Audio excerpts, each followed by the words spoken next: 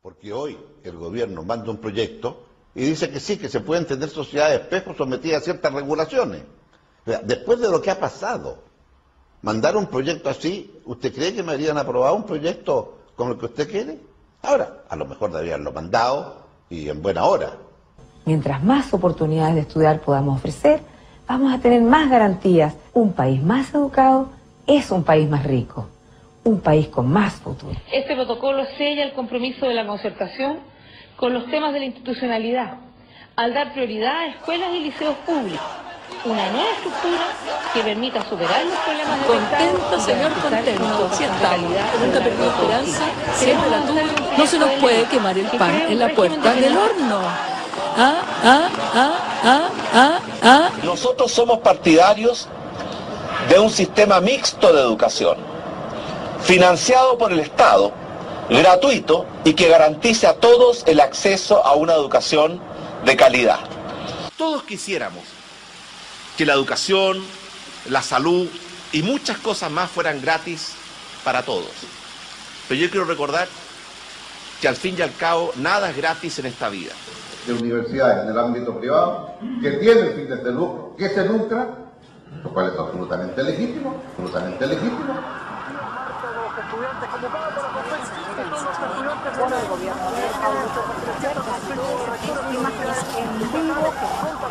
En amarillo es el crecimiento del endeudamiento de los estudiantes. Desde la famosa Revolución Pingüino, 2006, básicamente se multiplicó por 28 veces el endeudamiento. Por ejemplo, que cuando un estudiante sale de la Universidad Andrés Bello en medicina, sale con una deuda de 25 millones de pesos y en 20 años tiene 46 millones de pesos de deuda. O sea, esta cosa es totalmente descabellada. La primera respuesta que viene es que no hay dinero para eso. Eso es absolutamente falso, eso es faltar a la verdad de manera criminal, diría yo. Chile se permite el lujo de regalarle 25.000 millones de dólares anuales a las empresas multinacionales que trabajan en el cobre para que generen utilidades. Y no puede darle 20.000 dólares a un estudiante, a una familia en Chile, para que eduquen a sus hijos en la universidad durante 5 años. El lucro y el derecho no son compatibles, lo he dicho varias veces, son matemáticamente incompatibles. Porque cuando yo quiero lucrar, lo que hago es subir lo más que puedo el precio y bajar lo más que puedo el costo. Y el costo siempre es calidad. Y en la educación, el costo es precisamente la buena formación, pagarle bien a los profesores, buena infraestructura, buenas bibliotecas, menos estudiantes por profesor. Y cuando yo quiero consagrar el derecho a la educación, lo que tengo que hacer es bajar a cero el precio de venta, porque cualquier precio que ponga es una barrera a la entrada de alguien. Alguien no lo va a poder pagar. Pero eso no basta. También tiene que ser buena la educación, buena la formación. Y eso requiere inversiones, altas inversiones. Y entonces el costo tiene que ser alto, ¿no? Es precisamente lo inverso. Entonces cuando hay algunos que dicen si el problema no es el lucro, sí señor, el problema es el lucro.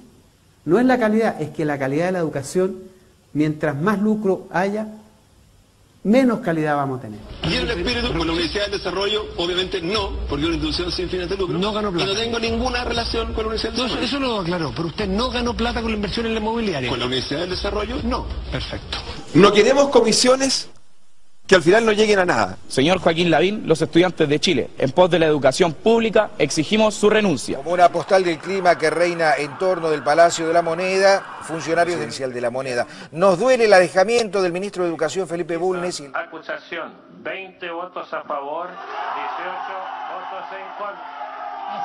18 votos en contra, destituido el ministro Harald Beyer en este momento, ha sido destituido. Yo quiero recordar que cuando asumió Patricio Aylwin, cuando se fue Pinochet y asumió Patricio Aylwin, comenzó la concertación, la producción de cobre estatal era del 70% versus el 30% de la producción privada. Cuando se fue Bachelet, es decir, cuando terminó la concertación en el gobierno, era exactamente al revés. 30% de producción estatal, 70% de producción privada. Se habían invertido los papeles totalmente y por lo tanto hubo un proceso de privatización de las minerías. En Chile se permite pasarle 9.000 millones de dólares, además con un crédito japonés. ¿Y por qué no usamos los recursos que tiene el Estado de Chile puestos en bonos del Tesoro norteamericano que son absolutamente riesgosos? Entonces nos estamos endeudando, no estamos usando el capital, nadie entiende esta operación. Ahora, ¿por qué Chile paga esto? Lo que hizo la concertación con el cobre, el daño provocado por la concertación con lo que hizo en el cobre, no ha existido en la historia de Chile algo peor. Pueden ustedes recorrer ni siquiera la pérdida del salitre. Es tan grave como lo que se perdió en estos 20 años con las políticas de la concertación. Durante la época de Allende el capital extranjero controlaba como el 12% de la economía chilena. Hoy día controla más del 80%. Y en esa época hablábamos de imperialismo y ahora nada. Entonces, en ese sentido la concertación ha hecho un trabajito siniestro, ¿no?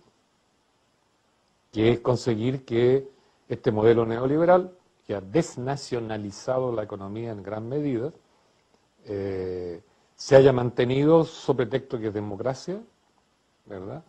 Y ha legitimado un modelo que nació ilegítimo. Entonces, si Salvador Allende resucitara y tuviera nuevamente la peregrina idea de nacionalizar el cobre, según el Código de Minería del señor José Piñera, habría que pagarle a los dueños de las minas, a los dueños de a las multinacionales, el valor presente, o sea, el valor hoy día del flujo futuro de todas las utilidades que ganaría con la explotación del mineral hasta la extinción del mineral.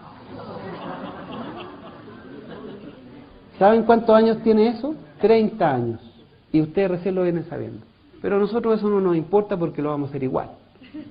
Y lo vamos a hacer igual porque da lo mismo que nos lleven al CIADE, a las Cortes Mundiales de Derechos de los Inversionistas, y nos amenacen con todas las penas del infierno, lo vamos a hacer igual, ¿no? Porque lo hicieron en Bolivia, y los llevaron al CIADE también, y después tuvieron que desistirse. La Corte de Apelaciones de Copiapó de la resolución suspender las faenas que permitió a Lama para acoger la orden de Metro Bar presentada por José Aguirre. Dejar a sequía en la quinta región. Otros dicen los embalses están, dicen otros en el 30%, otros 31,7%. El otro día tuvieron una persona porque estaban exportando 5 toneladas de hielo de cristiano. No es para atacar directamente a Carabineros, nosotros tenemos nada de dinero, pero sí tenemos que llamar la atención a la ciudadanía de la irregularidad de la negocio y la tenemos contaminada. Un montón de material sobre el... Bueno, respecto del agua hay que terminar con esa monstruosidad que es el Código de Agua, ¿no? Un invento para arear de la dictadura, ¿no? Un invento para el negocio, un invento para el lucro. Convirtieron el agua en un bien de mercado.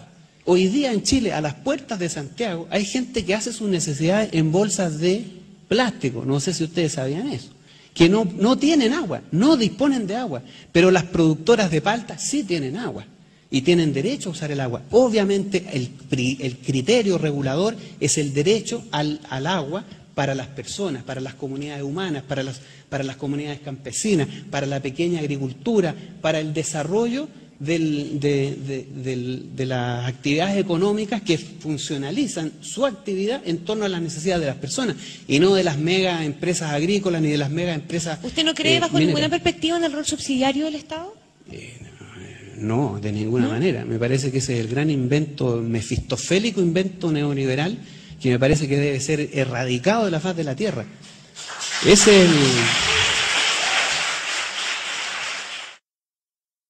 curioso, pero la lógica, cuando la energía se administra con sentido público, el consumo de energía debe crecer por debajo del crecimiento del Producto Interno Bruto. ¿Qué pasa en Chile? Al revés, ¿no?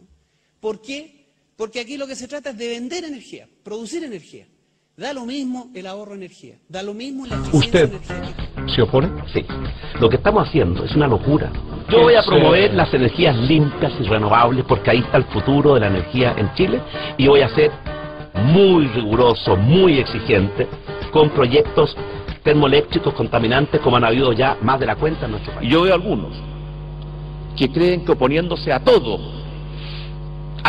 tipo de energía, están haciendo algo bueno por la patria. Yo les quiero decir, están profundamente equivocados.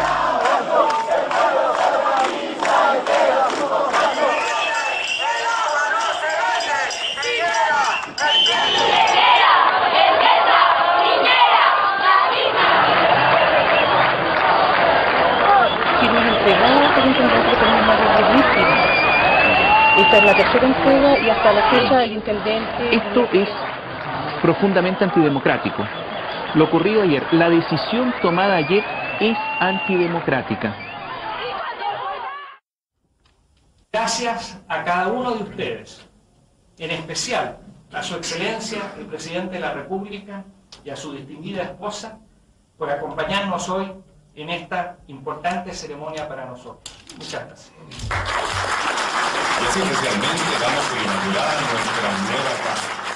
Las palabras de un consejero del Banco Central que revelaron que más del 60% de los afiliados a AFP obtendrán como pensión apenas 150.000 pesos al momento de jubilar, desataron la polémica. La Polar entonces ha obtenido, ni más ni menos, que el respaldo o incluso la garantía del Ejecutivo de que no quebrará. Harto premio para quienes lo han hecho tan mal. Nosotros hemos venido sosteniendo sistemáticamente que este es un sistema que colapsó, está en bancarrota, no hay ninguna posibilidad de hacer transformación en un sistema que por su naturaleza no responde a los regímenes de previsión. Fue un robo abierto, yo he cotizado más de 30 años y voy a sacar una porquería de plata, Ni siquiera el 30% de lo que yo ganaba. Es crudo, es penca, porque yo me siento todavía a punto de jubilar, me quedan 2 años para jubilar y veo que lo que trabajé, bueno, ahora voy a sacar una porquería, no voy a vivir con lo que voy a recibir mensualmente, no voy a poder vivir. Este sistema no ha funcionado como esperábamos. Ese más o menos es el diagnóstico, ¿o no? Patricio, no, cuando nosotros comparamos distintos sistemas, esta es la mejor máquina de convertir cotizaciones en buenas pensiones. Y voy a sacar una porquería de plata, voy a poder vivir. Si no pierdes nada y puedes ganar algo. Un fondo más o menos de 40, 50 millones de pesos, eso te va a dar una pensión más o menos de 300.000 pesos, en el mejor de los casos. Si tú tomas esos 50 millones y te compras 2 departamentos en el centro de Santiago de 25 millones, te van a dar por lo menos 200 cada uno, son 400. Y vas a tener una pensión asegurada y permanente y más de encima por vida, la propiedad, y más encima la propiedad que se la va a dejar a tu hijo. El sistema no sirve para nada. Llevan 32 años lucrando. Todos los años aumentan sus utilidades, 30. El año pasado fue un 40%. 40% aumento de las utilidades. Y las mismas AFP le dicen a usted que el 60% de los trabajadores va a jubilar con una pensión inferior a los 100.000 pesos. ¿Qué es lo que es el sistema AFP? Un mecanismo de producción de pobreza. Porque piensen ustedes, 70% de 8 millones de trabajadores son 5.600.000 personas que van a salir a la calle con menos de 100.000 pesos de pensión. ¿Y a usted le parece que eso es para discutir cuál es la solución que tenemos que ver? Traigan a los técnicos, a los especialistas, veamos la forma que los capitalistas no se sientan dañados, porque ese es el tema central acá. Los señores dueños de este país, no hay que tocarlos, hay que respetarlos. Los trabajadores lo piden, la presidenta de la CUT lo pidió, lo están pidiendo muchos académicos, la gente detesta finalmente la AFP. 75% de la voluntad popular en las encuestas dice que hay que terminar con la AFP. Entonces, ¿cuándo vamos a tomar en serio la cuestión política? ¿Cuándo nos vamos a poner con los pies en la tierra y empezar a pensar desde el sentido común y no desde los intereses del señor Polman o porque pueden mandar tanques? Ningún tanque mandaron al Palacio Rosado en Argentina cuando eliminaron la AFP. Tampoco lo hicieron en ninguna otra parte. ¿Por qué van a venir los tanques ahora? Es decir, por el temor más encima, a que vayan a haber tanques. Seguimos con el miedo, seguimos tiritándonos los pies porque resulta que la dignidad cuesta un tanque en la moneda. Aunque cueste un tanque en la moneda, aunque cueste lo que cueste, la dignidad de los trabajadores no se debe alcanzar.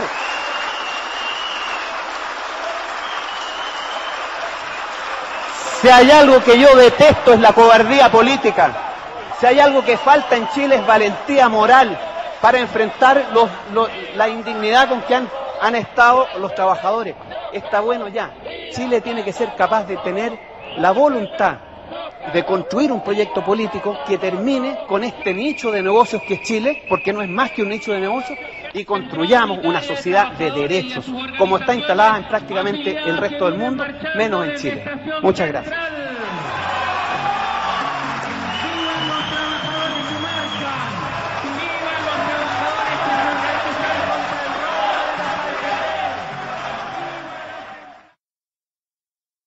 De los intereses de los trabajadores de nuestro país. Primero, un sistema de pensiones que nunca hemos estado de acuerdo, producto que fue impuesto en un sistema dictatorial, por lo tanto queremos un sistema de pensiones que nosotros podamos optar. Tenemos un problema del Código del Trabajo. Queremos negociación colectiva para todos los trabajadores para poder poner en equilibrio entre el sector empresarial y el mundo del trabajo. Y también poder ser mucho más equitativo en la repartición de la riqueza, va a ser la única forma de poner equidad. Había una reunión, pero fíjense cuando pasa el presidente. ¿Qué les dice? Sí, sé que me han enviado una carta, la voy a leer con mucha atención, el intendente se la va a recibir. Bueno, con esa prepotencia, a pesar de que habían confirmado el encuentro con el mandatario, Piñera los dejó plantados. En términos concretos y de legislación comparada, Chile tiene hoy día una negociación colectiva circunscrita al espacio de la empresa, derecho a huelga donde se puede reemplazar a los trabajadores, búscame otro lugar en el mundo donde exista eso. Superior. Y porque incorpora los 3 desafíos de nuestra educación: calidad, acceso y financiamiento. Sobre esta reforma se había hablado mucho.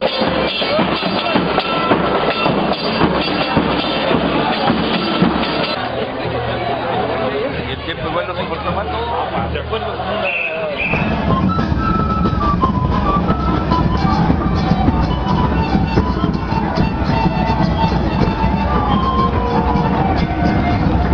Marcel Clot, hoy día usted marchó, fue invitado hasta el hemiciclo, al discurso. ¿No ingresó al Congreso? ¿Prefirió quedarse en las calles en Valparaíso? Así es. Bueno, porque nosotros lo hemos dicho.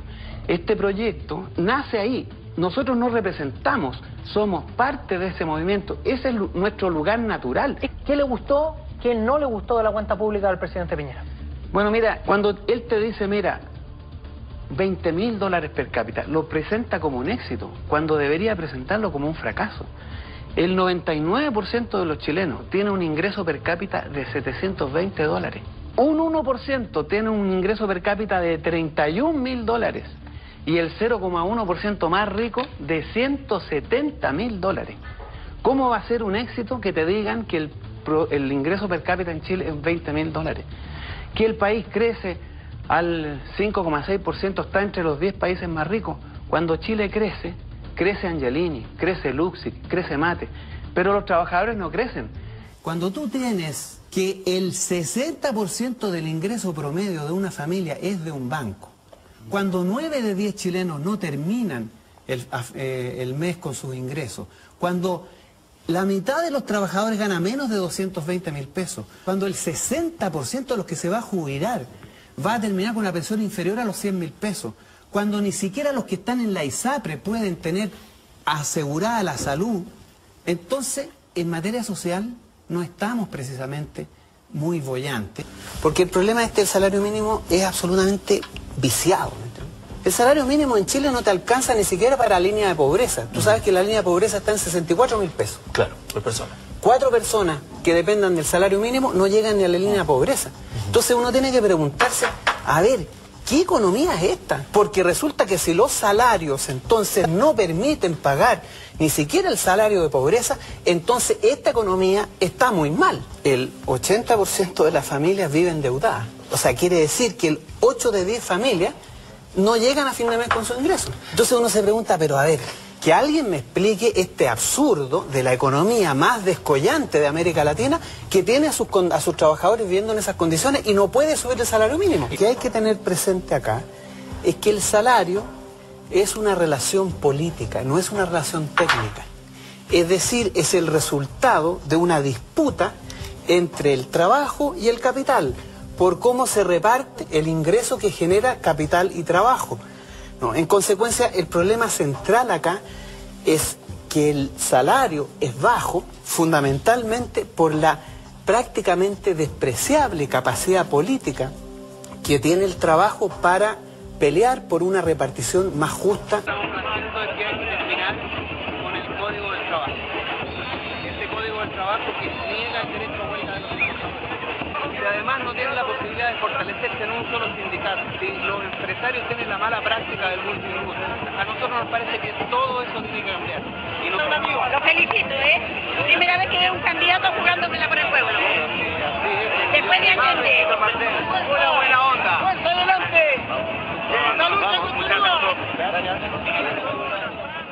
Y hoy día decimos con orgullo que Chile está probablemente dentro de los 5 países que más crecen en el mundo. Vivimos en nuestro país una concentración económica brutal. Unas pocas familias, 12, 13, 14, algunas empresas extranjeras se han adueñado absolutamente de la economía nacional. Ya no es necesario hablar del 10% más rico y el 10% más pobre y si se estrecha o no la brecha. No, hay que hablar del 1%. ¿Con la complicidad de la clase política? Sí, con la complicidad de la clase política. En algunos casos, por razones de conveniencia, porque son ellos los que financian la política. Vienen campañas. ¿Cómo cree usted que se financian las campañas?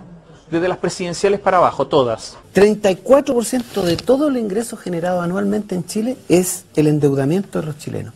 Y representa la deuda promedio de las personas un 62% del ingreso promedio. O sea, este país vive para la banca, vive para trabajar y para que ese ingreso se entregue a la banca. Y esto va creciendo, creciendo, creciendo. El crédito naval del Estado es un fiasco, ya lo demostró el Banco Mundial, porque es ineficiente, pone al Estado de rodillas ante la banca, ¿ya?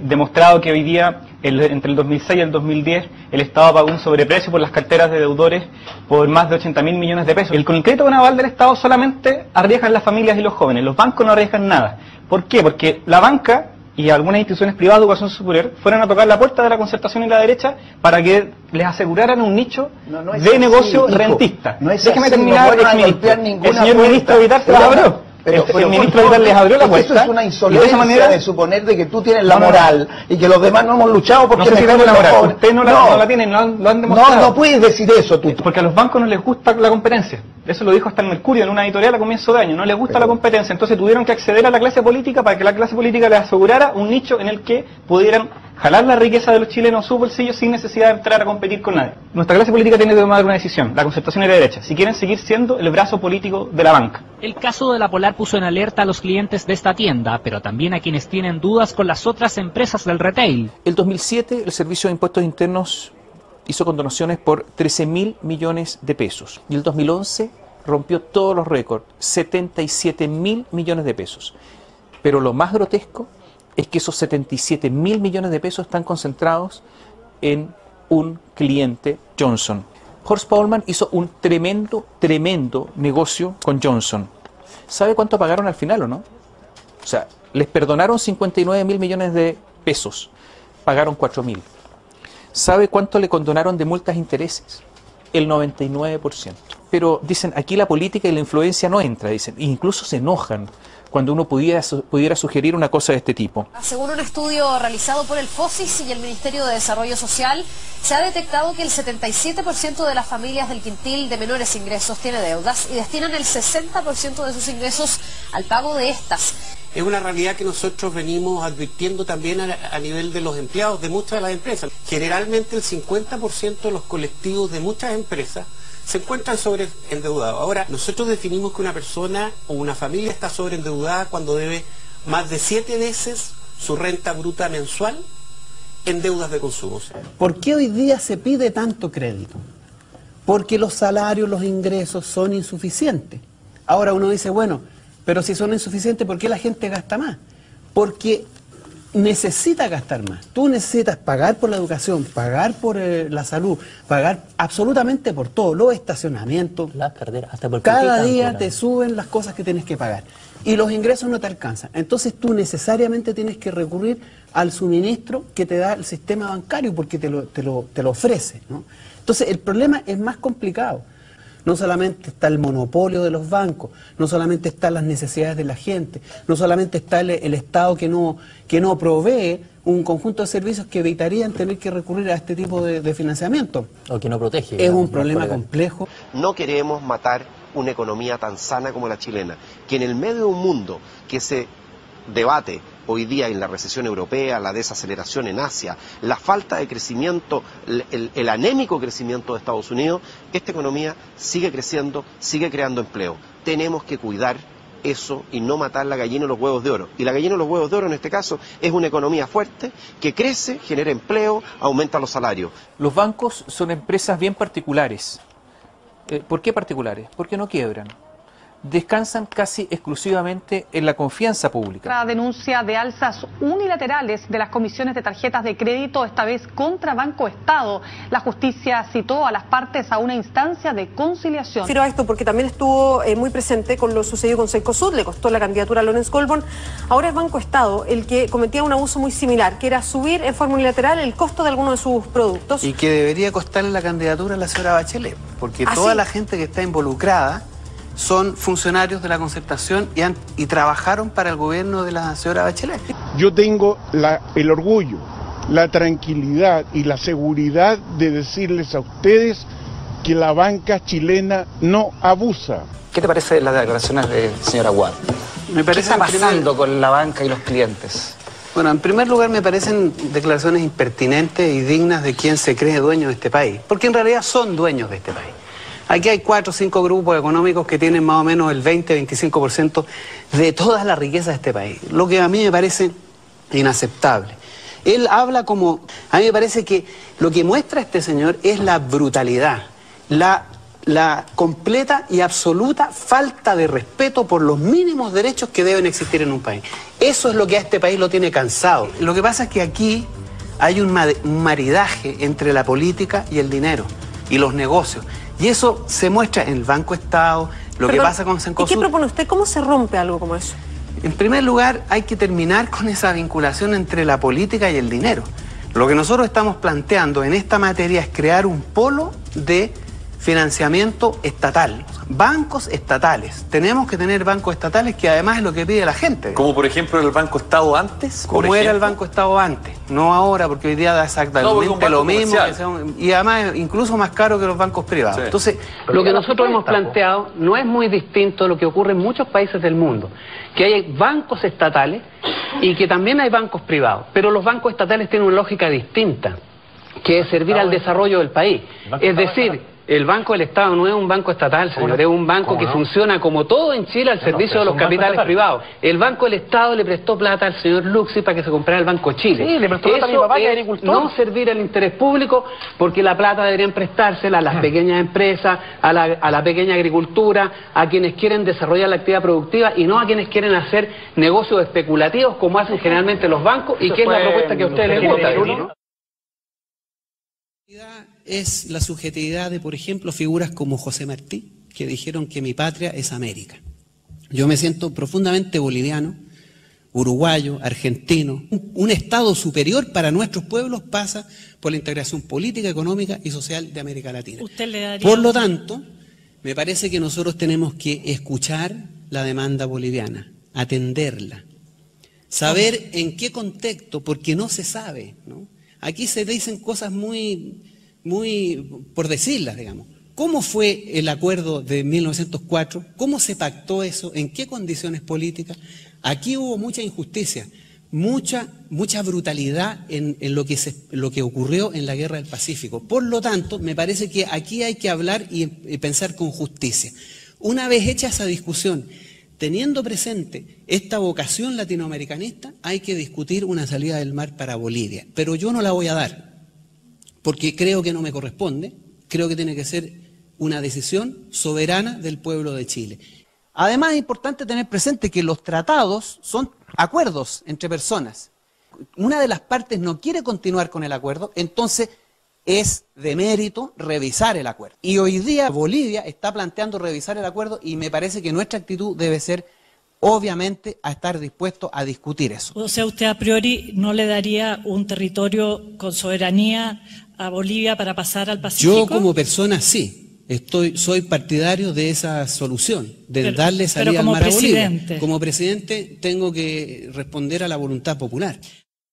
En realidad la discusión filosófica, la discusión religiosa o científica sobre esto no tiene ningún sentido en el país en que estamos viviendo. Aquí no hay ningún derecho consagrado. Un niño cuando nace ni siquiera tiene el derecho a que sus padres cuiden de él, porque están 12 horas trabajando. Fíjense que los datos que tenemos es que por familia ya en Chile trabajan 2 personas, o sea, el padre y la madre están trabajando, están fuera de la casa y trabajan 12 horas por salarios que no les cubren las necesidades. Entonces, ni siquiera el derecho a ser cuidado, atendido y bien tratado por sus padres está asegurado en esta sociedad. Y dada la crisis matrimonial que existe también, precisamente por una sociedad enferma, ¿no?, llena de automedicamentos, depresiones, angustia, crisis de pánico que han explotado eso como factor de enfermedad colectiva, entonces la responsabilidad por la nueva vida siempre recae sobre la mujer, mayoritariamente, de manera importante. Entonces, si el Estado, que debe tener, porque el Estado no es un funcionario público, hay que entender esto, ¿no? El Estado es la expresión de lo colectivo, ese es el Estado.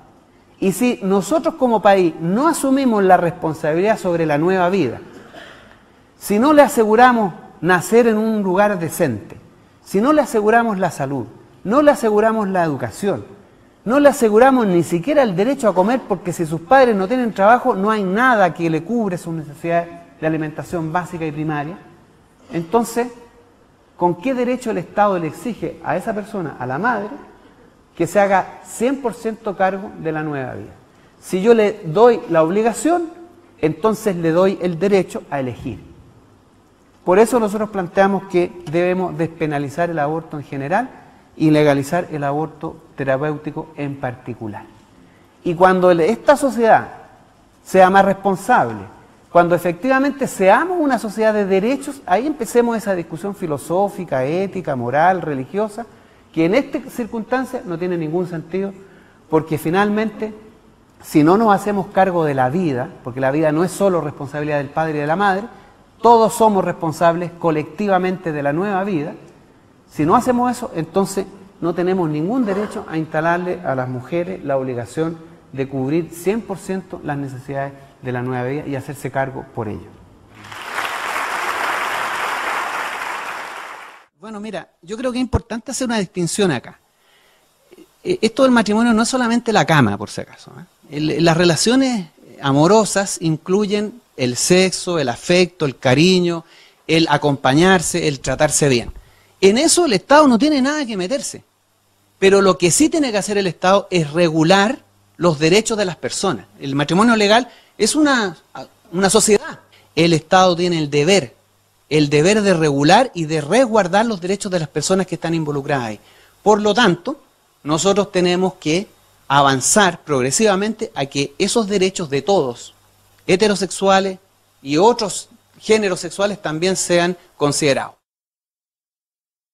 Yo no sé si sea necesario explicar mucho eso, pero a mí me parece que no es un hecho grave, no está demostrado que sea nocivo para la salud humana, incluso tiene beneficios terapéuticos. Entonces hay que despenalizar, a mi juicio, el consumo de la cannabis que se hace privado, independiente. Y obviamente a mí me parece que para uso medicinal eso tiene que estar arreglado y permitido y administrado, obviamente, con la regulación que el Estado debe tener sobre ese tipo de prácticas. El régimen militar fue el que propició llegar a la democracia y el que lo logró. Y terminó el régimen militar y empezó la democracia. Recibieron el poder del general Pinochet en el día y a la hora señalada. Ni un día antes, ni un día después. Y lo recibieron dentro de la Constitución que nosotros elaboramos. El presidente Pinochet efectuó el juramento ante un crucifijo y un ejemplar manuscrito de la nueva Constitución. Hoy el pueblo de Chile ha demostrado el deseo de continuar con el gobierno militar. tenemos una constitución hace 30 años, redactada por 7 personas, designadas a dedo por una dictadura, refrendada en un sistema, en un plebiscito que no tenía registro electoral y absolutamente fraudulento. ¿Tú crees que esa constitución no es legítima? Esa constitución no representa los intereses de las grandes mayorías. No se genera en lo que se llama la voluntad soberana del pueblo de Chile. Eso es suficiente como para decir que 17 millones de chilenos no pueden estar sometidos a las normas que se hicieron hace 30 años y de esa manera. Lo primero que hay que hacer es convocar a una asamblea constituyente. Para eso, obviamente, como esta constitución es tan democrática y permite llamar a una asamblea constituyente, permite convocar al pueblo originalmente depositario del poder en cualquier democracia, entonces hay que hacer un plebiscito. Pero como tampoco la constitución tan democrática que tenemos en este país lo permite, tiene que ser un plebiscito no vinculante. Entonces vamos a tener que llamar a un plebiscito no vinculante a preguntarle a los chilenos si quieren o no quieren una verdadera constitución democrática, representativa. Hay distintos argumentos de especialistas en derecho constitucional que dicen que sí se podría, otros que no, pero finalmente da lo mismo. Si un 80% de chilenos dice que queremos una nueva constitución sobre la base de una elección popular de una asamblea constituyente, es muy difícil, yo imagino impensable, que los parlamentarios se puedan negar a la voluntad popular. Yo lo imagino impensable. Además, no le vamos a hacer la tarea fácil para que se nieguen a ello. Y ahí es donde vamos a tener que marchar, a que marche por las calles, a que se reúna en sus centros de estudiantes, en sus centros de trabajadores, exigiendo, redactando declaraciones, pidiéndole a las instituciones políticas que pongan en marcha el poder constituyente. No le estamos pidiendo a ustedes, voten por esta candidatura porque después de esto, como dice el mundo será esplendoroso. No va a ser esplendoroso, va a ser difícil. Nos la van a poner difícil. Tienen que haber miles de centros de estudiantes redactando declaraciones, asambleas que se declaren en favor de esa asamblea constituyente, que marchen por las calles junto con los trabajadores, junto con las organizaciones sociales. Si eso es así, si más de 2 millones de chilenos marchan por las calles exigiendo una asamblea constituyente, no hay Dios ni ley que lo pueda impedir. Ni Dios ni ley lo puede impedir. Porque la esencia de la democracia es la voluntad popular, es la soberanía popular. ¿Y apoya ahora la democracia? Claro, pues el gobierno era para eso. Una señora me dijo el otro día, se vive bien en democracia, señor Guzmán. Claro, señora, muy bien. Por eso es que trabajamos 16 años y medio para construirla bien. Todos los que partieron fuera del monstruo peleándose dentro, y al decir, bueno, mejor lo cambiamos desde dentro, se metieron dentro, se quedaron dentro, se mimetizaron con el monstruo y al final no han hecho nada. Nada. Llevamos 200 años en la misma condición. Y es tiempo de aburrirse.